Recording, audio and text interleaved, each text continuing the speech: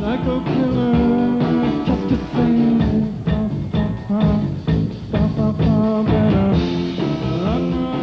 I wanted to sign them right then and there. But that night began an 11-month courtship. If you're content to stay in a small club and not do anything else, then you're also not content to grow. Part of the trick is getting yourself out there and challenge yourself. Can you make a record and remain true to your ideals and still sell those, 20 billion records? The scene of CBGB stayed so out of the mainstream for so long that all the bands were able to fully explore their personalities, including us. It was a great time because it was just so spontaneous and pure. And of course, everything, after a time, it evolves into something else. But there's always these little pockets of time where everything just sparkles and everything is done because people believe in things. Side with somebody sitting There was something about her music that separated her from the rest of the pack. And I think that was the mixture of the profane, and which was common in punk, but sacred. And plus she was a poet in the true sense of the word. She mythologized herself, like any really great rock and roll star does.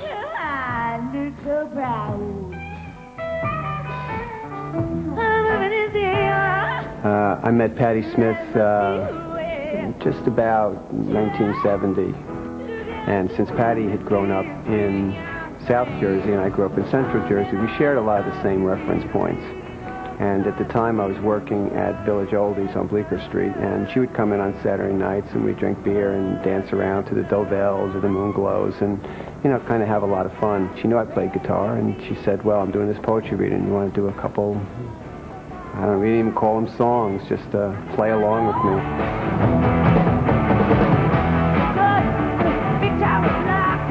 CB's was so important to us for giving us a place to really understand who we were, especially in the improvised songs.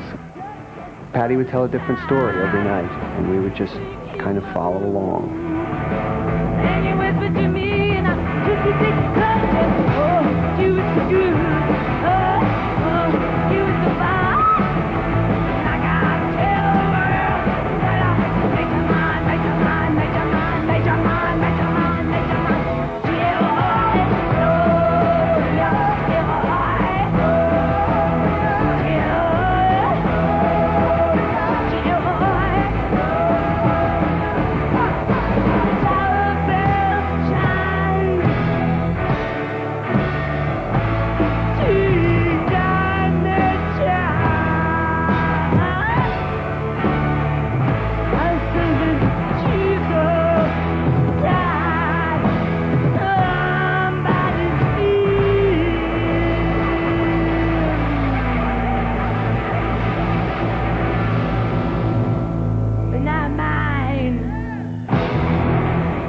We would go around the country, and every town we would visit, we would see little pockets that would become the alternate rock scene in that town. You go to San Francisco, and Crime and the Avengers would be at the show. You go to L.A., and the Zeros and the Germs would be there. I mean, you go to England, what would become the Clash, the Sex Pistols, Chrissie Hynde.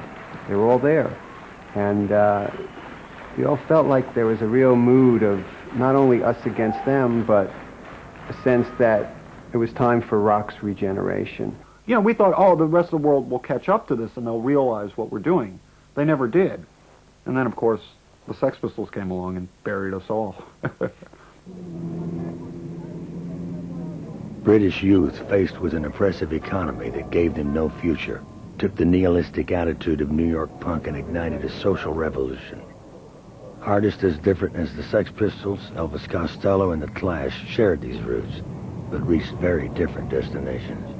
We were all people who had always dreamed of making music, but the right circumstances never seemed to be there, and bit by bit this scene sort of created the right circumstance. And one of the things that drew us all together had a lot to do with the shop that Malcolm McLaren had started, this sort of sadomasochist store called Sex.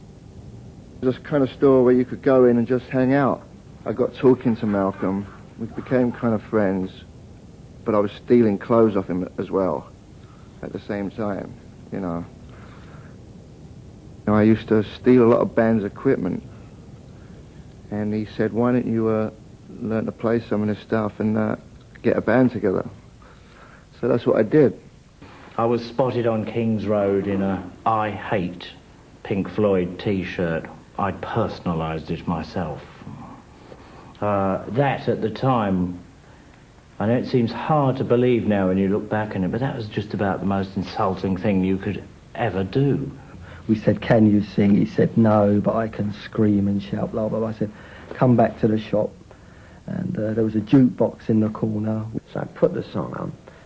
John was at the other end. We all stood by the jukebox and watched as he performed, looking and behaving like the Hunchback of Notre Dame. And that's actually how we got our sound. I couldn't play and Johnny Rotten couldn't sing, you know, and it created this horrible noise.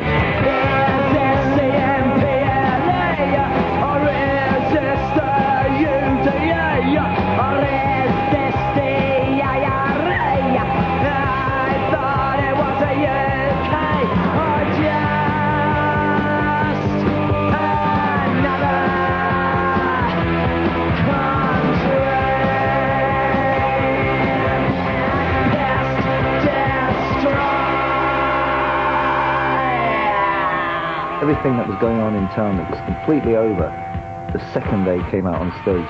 And I saw that. That's when the old scene died and the new one began for myself.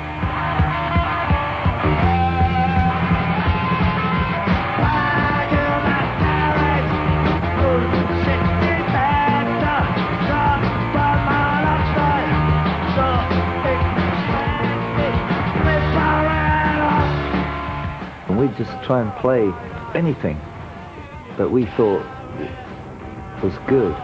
They were obviously looking at one of their first loves, which was reggae. Completely destroy the track and double and triple echo, and it was both a protest movement, you know, underground, outside. The white kids, they never had any form of expression, and reggae was a sound that spoke about my people, my problems. It was the only rebel sound around. Bernard Rhodes, who introduced me to Mick and Paul, he'd say, why don't you write about what affects you? The dissatisfaction among the young people, the way everyone seemed to be going nowhere.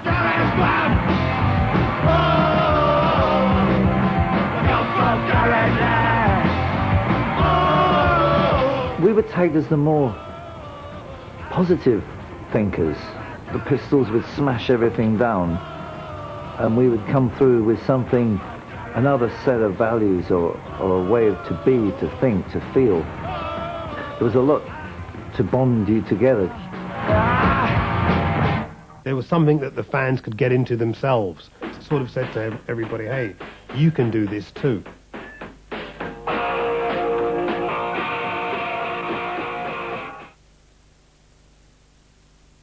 Chords, it was good enough. It didn't matter. Everybody was playing the same Chuck Berry chords, putting the new poetry on top. Gonna change, oh yeah, oh yeah. On sale, 50p from the box office.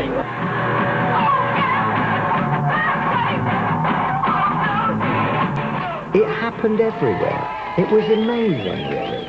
I had no hope of a job. If I did, it was a job I didn't want. And the great thing was that you had a way of life that you could tap into, a music way of life. You were actually creating a future for yourself.